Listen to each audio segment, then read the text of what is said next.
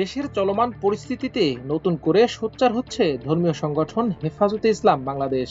রাজনৈতিক দলগুলোর মধ্যে যেন বিভাজন না হয় এবং পতিত আওয়ামী বিরোধী ঐক্য সুদৃঢ় করার পরিকল্পনা নিয়ে এগোচ্ছে সংগঠনটি। এরই অংশ হিসেবে প্রধান রাজনৈতিক দলগুলোর সঙ্গে বৈঠক শুরু করেছে হেফাজত নেতারা। শনিবার রাতে বিএনপির সঙ্গে বৈঠক করে গুরুত্বপূর্ণ মতামত দিয়েছে সংগঠনটি।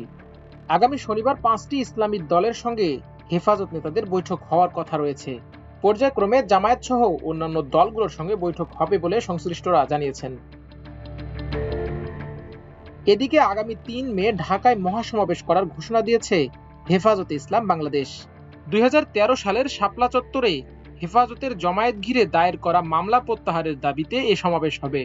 হেফাজতে ইসলামের যুগ্ম মহাসচিব আজিজুল হক ইসলামাবাদী রোববার আমার দেশকে জানান, গত 27 রমজান খাস কমিটির এক বৈঠকে হেফাজত নেতারা সিদ্ধান্ত নেন দেশের বর্তমান পরিস্থিতি ও বেশ কিছু জরুরি ইস্যুতে রাজনৈতিক দলগুলোর সঙ্গে বৈঠকে বসবেন। ওই পরিকল্পনার অংশ হিসেবে শনিবার বিএনপির সঙ্গে বৈঠকে বসেন হেফাজত নেতারা। এ সময় বিএনপি নেতাদের সঙ্গে হেফাজত নেতারা বিভিন্ন বিষয়ে কথা বলেন। তারা সংবিধানে আল্লাহর ওপর আস্থা ও বিশ্বাস বহাল রাখা ও বহুত্ববাদ শব্দ না ঢোকানোর ব্যাপারে বিএনপিকে সরব হওয়ার আহ্বান জানান।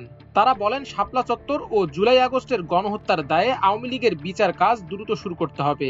প্রয়োজনীয় সংস্কার সহ সুষ্ঠু ও অবাধ নির্বাচনের ব্যাপারে হেফাজতের কোনো আপত্তি নেই বলে জানানো হয়। গণহত্যাকারী ফ্যাসিস্টদের বিচার দ্রুত এগোতে ট্রাইব্যুনালের সক্ষমতা বাড়ানোর ব্যাপারেও আলোচনা হয়। আজিজুল হক ইসলামাবাদী বলেন, 2013 সালের 5 মে শাপলা চত্বরে গণহত্যা এবং 2021 সালে মোদি বিরোধী আন্দোলনে চালানো হত্যাকাণ্ডের জন্য আমরা মামলা দায়ের করেছি। শাপলা চত্বরে খুনিদের দৃষ্টান্তমূলক বিচারের দাবিতে বিএনপিকেও সরব হওয়ার আহ্বান জানানো হয়েছে। 5 মের মামলায় হেফাজতের আলেম ওলামা ও কর্মী সমর্থক ছাড়াও বিএনপির অর্ধশতাধিক নেতাকর্মীকেও আসামি করা হয়েছিল। বিএনপির ওই নেতাকর্মীদের মামলা সহ হেফাজত নেতাদের মামলাগুলো দ্রুত প্রত্যাহার বা নিষ্পত্তি করার ব্যাপারে অন্তর্বর্তী সরকারকে চাপ দিতে বিএনপির সহায়তা চাওয়া হয়েছে। তিনি আরো বলেন, দেশে ইসলাম বিরোধী কর্মকাণ্ডের বিরুদ্ধে এবং ভারতীয় আধিপত্যবাদের বিরুদ্ধে বিএনপিকে শক্ত অবস্থান নেয়ার জন্য আহ্বান জানানো হয়েছে।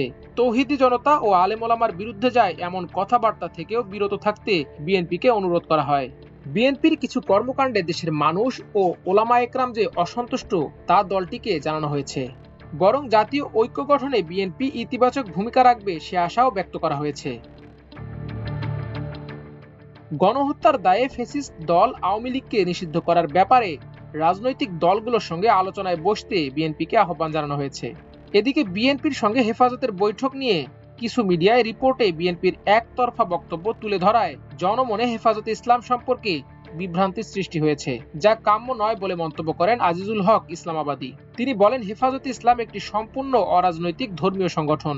কোনো রাজনৈতিক দলের সঙ্গে জোটে যাওয়ার প্রশ্নই আসে না। হেফাজত কখনো কারো ক্ষমতায় যাওয়ার সিঁড়ি হিসেবে ব্যবহৃত হয়নি এবং ভবিষ্যতেও হবে না। নির্বাচনী রাজনীতি থেকেও হেফাজত সম্পূর্ণ মুক্ত থাকবে। হেফাজতের নাম বিক্রি করে কেউ রাজনৈতিক সুবিধা নেওয়ার চেষ্টা করলে তা সফল হবে না। ধর্মীয়, সামাজিক ও রাজনৈতিক বিষয়গুলিতে হেফাজত জনগণের পক্ষেই সবসময় মতামত দেয় এবং ফ্যাসিবাদ ও আধিপত্যবাদের বিরুদ্ধে হেফাজতের অবস্থান পূর্বের মতোই অবিচল থাকবে বলে ঘোষণা দেন এই নেতা।